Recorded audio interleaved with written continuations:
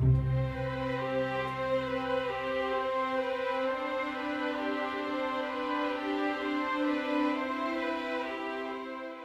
Kia Sportage. It's one of the new breed of crossover vehicles designed to give fashion-conscious car buyers the best of both worlds by combining the desirability and practicality of an SUV with the running costs and driving experience of a normal car. The big question is though, can this Kia tempt people away from some prestigious brands such as BMW and Land Rover? To find out, we are going to compare it to the X1 118D and the new front-wheel drive Freelander 2 ED4 for driving dynamics, interior quality, ownership costs and style, which is where we'll start. If you didn't know better, you could be forgiven for thinking the Sportage was a concept car, not something you can actually buy. It has some neat details such as LEDs in the headlamps, sporty roof bars and bold alloy wheels. The design isn't only dramatic, it's cohesive too. Just look at how the shape of the grille is repeated in the windscreen rail.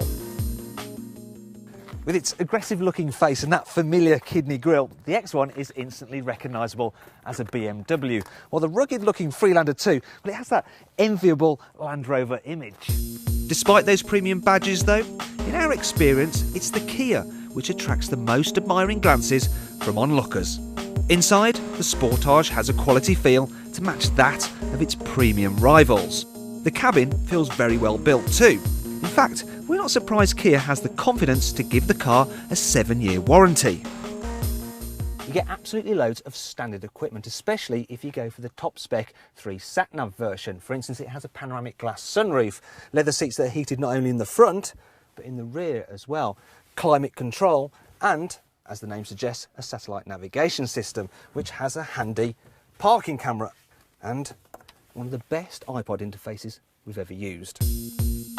In the back seats, there's plenty of room for adults. As for the boot, its capacity is an impressive 564 litres. And, of course, you can fold the rear seats down if you need to carry large items.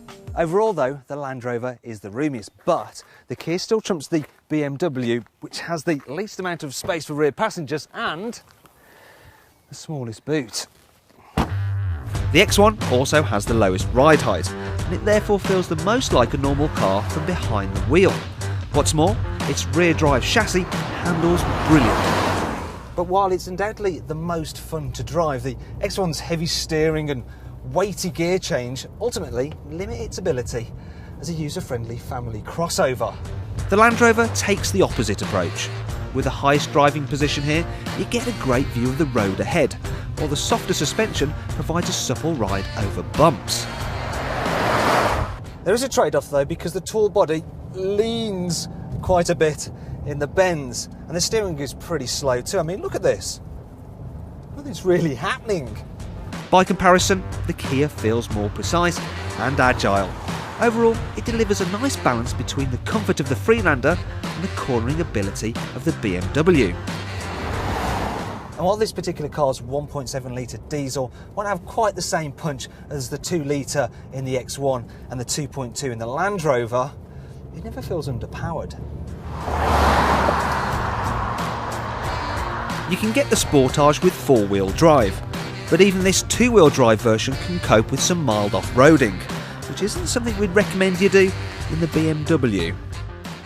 Finally, we need to talk about cost, and as you'd imagine, the Kia fares very well. For this top specification version of the 2-wheel drive model of the Sportage, you're looking at a sniff over £23,000, and that means it's more than £1,000 less than the entry-level 2-wheel drive version of the BMW X1. And if you want the same kit on this as you get on the Kia, you're going to have to spend an extra £3,000. If you want the same thing on the Land Rover Freelander, you're going to have to go for the HSC model, and it costs £33,000.